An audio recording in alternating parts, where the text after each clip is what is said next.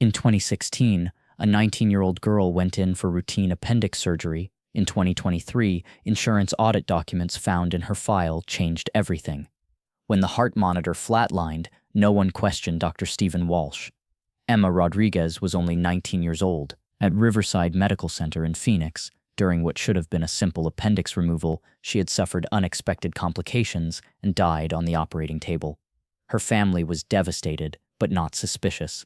At that moment, Emma Rodriguez didn't know that the answers she would search for over 7 years would be hidden in insurance claim documents marked organ donation consent.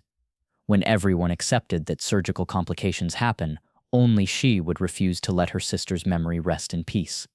Emma Rodriguez had died during routine surgery that thousands of people survive every day. A healthy teenager who had complained of stomach pain, driven herself to the emergency room, and never walked out alive.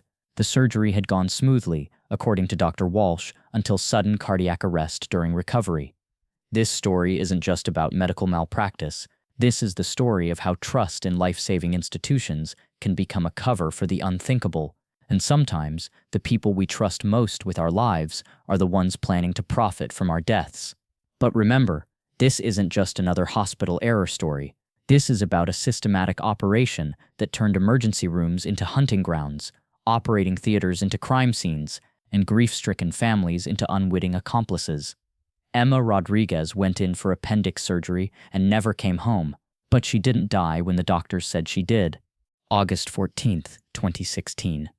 Emma Rodriguez drove herself to Riverside Medical Center with sharp abdominal pain.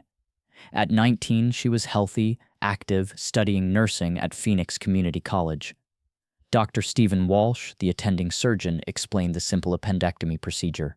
Emma signed consent forms around 4:30 p.m., nervous but trusting. Her sister Maria waited in the family lounge, texting updates to worried parents. At 6:15 p.m., Emma was wheeled into operating room 3. Her last conscious words, "Will Maria be there when I wake up?" The surgery went perfectly. Appendix removed by 7:18 p.m., no complications. Emma transferred to recovery at 7:25 p.m. for what should have been routine awakening. At 7:52 p.m., alarms screamed through the recovery room. Emma's heart rate spiked erratically. Blood pressure plummeted. Within minutes, full cardiac arrest consumed the 19-year-old's body. Dr. Walsh led resuscitation efforts for 34 minutes. Nothing worked. At 8:26 p.m., he called time of death due to unexpected cardiac complications.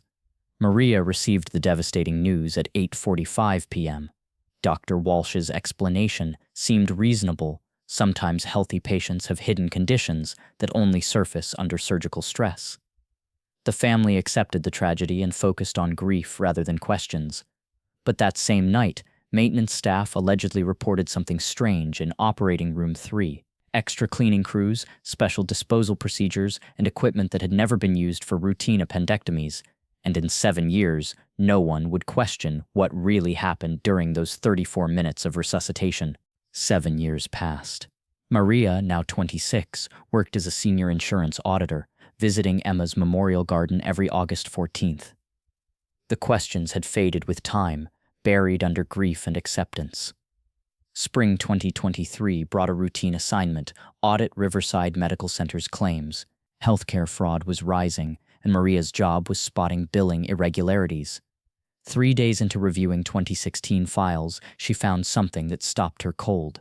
August 14th, 2016. Not Emma's appendectomy claim, something else entirely. Organ donation services, $47,000 compensation, a signed consent form her family had never authorized. Maria's hands trembled as she read the impossible timeline. Emma declared dead at 8:26 p.m., but organ procurement beginning at 7:45 p.m., 41 minutes before death. The implications hit like a physical blow. The forged consent, the timeline discrepancy, the financial motive. Emma hadn't died from complications. Her sister had been murdered. 7 years of accepting Dr. Walsh's explanation crumbled in seconds. But the magnitude terrified her. People who kill for organs wouldn't hesitate to eliminate threats to their operation. She needed someone with authority. Detective Morrison, they'd worked fraud cases together before. That evening, sitting in Emma's memorial garden, Maria spoke aloud to her sister for the first time since the funeral. "I'm going to find out what really happened to you." The next morning brought a phone call that would change everything. Detective Morrison met Maria at a quiet Scottsdale coffee shop. She laid out Emma's case: timeline discrepancies, forged consent, suspicious financials. His expression darkened as he examined the documents. "Maria, we're not looking at malpractice. We're looking at murder. What should I do?" "Nothing. This becomes a police investigation now." But Morrison was thorough. Over 3 weeks, he quietly investigated other Riverside cases, working with the FBI's healthcare fraud unit. What they found confirmed Maria's worst fears and revealed something much larger: 6 additional cases with identical patterns: young, healthy patients dying during routine surgeries, questionable organ consents, timeline inconsistencies that made no medical sense. Dr. Walsh was primary surgeon in 6 of 7 suspicious cases. Dr. Patricia Kim had been anesthesiologist in 5 cases, a statistical impossibility for random complications. FBI analysts discovered Riverside's donor conversion rate was 31% for Walsh's team. The national average was 3%. Federal investigators, accessing financial records through warrant, found the smoking gun. Between 2016 and 2018, Walsh's department received $45,000 in performance bonuses tied to donor conversions. The consent forms revealed more disturbing patterns: similar handwriting across multiple patients, forms signed before hospital admission, all notarized by the same administrator, Rebecca Chen. Morrison kept Maria informed, but made his position clear: her role was finished. "You open the door," he told her. "Now law enforcement handles the complex federal case." But there was still one missing piece to complete the puzzle: someone on the inside who could testify about what really happened in those operating rooms. Morrison contacted FBI Special Agent Lisa Torres, who specialized in healthcare fraud and organized crime. She agreed to review Maria's evidence under the strictest confidentiality. 3 days later, Agent Torres called an encrypted meeting. Her analysis confirmed Maria's worst fears. "This appears to be a sophisticated organ trafficking ring operating within legitimate medical facilities," Torres explained to the joint team. "The financial records suggest this operation has been running for at least 2 years. We're looking at potential federal charges including murder, conspiracy, and human trafficking." "What about my sister?" Maria asked. Torres examined Emma's file specifically. "Based on the timeline discrepancies in the forged consent documentation, your sister was almost certainly murdered for her organs. But proving it in court will require more evidence than insurance records." "What kind of evidence?" "Witness testimony from someone inside the operation, physical evidence from the hospital, or documentation that directly links the conspirators to the murders." Agent Torres outlined the next steps. Maria would return to her normal work routine, but the investigation would now be handled entirely by federal and local law enforcement. They would build a comprehensive case against the entire operation while ensuring Maria's safety. "There's something else you need to know," Torres added. "If this operation is as large as it appears, Dr. Walsh isn't working alone. Organ trafficking requires coordination between surgeons, anesthesiologists, administrators, and outside buyers. We're looking at a conspiracy that could involve a dozen people." Maria felt the weight of what she'd uncovered. Her search for justice for Emma had revealed a criminal enterprise that had killed several innocent people, but it also meant that other families deserved to know the truth about what had happened to their loved ones. That night, Maria returned to Emma's memorial garden. She told her sister that the investigation was just beginning, but that justice was finally within reach. 3 weeks into the federal investigation, an unexpected call came to the FBI tip line. Patricia Chen, former Riverside surgical nurse, claimed to have witnessed illegal organ procurement procedures. She'd left the hospital in 2018, disturbed by what she'd observed in Dr. Walsh's operating rooms. Agent Torres and Detective Morrison met with her immediately. "I knew something was wrong," Patricia explained, "but I didn't understand the full scope until I saw news about the healthcare fraud investigation." She described a culture of intimidation around Walsh's surgical team. Questions were discouraged. Staff who expressed concerns were transferred or forced out. The night shift was when it usually happened. Walsh would schedule emergency surgeries. Young patients with routine procedures would die, then something strange would follow. Patricia had kept hidden notes at home: dates, patient initials, irregular procedures she'd witnessed. August 14, 2016, she read. ER, appendectomy patient. Dr. Walsh administered unscheduled injection at 7:43 p.m. Patient coded at 7:52 p.m. Maria felt ice in her veins. Patricia had witnessed Emma's murder. "Why didn't you report this?" Morrison asked. "I tried. Filed a report about irregular procedures. 3 days later, Walsh and Rebecca Chen called me in. Said I was mistaken, suffering from stress, should transfer to pediatrics." Patricia's voice grew quiet. Walsh made it clear false accusations against senior staff would end my career and result in legal action. She'd continued documenting suspicious deaths whenever she heard about Walsh's cases. Her notebook contained details about 6 patients who died under similar circumstances. Walsh wasn't working alone, Patricia continued. Rebecca Chen handled paperwork. Dr. Kim managed anesthesia protocols, and someone they called the coordinator arranged organ sales. Torres realized they were dealing with a criminal enterprise extending beyond the hospital walls.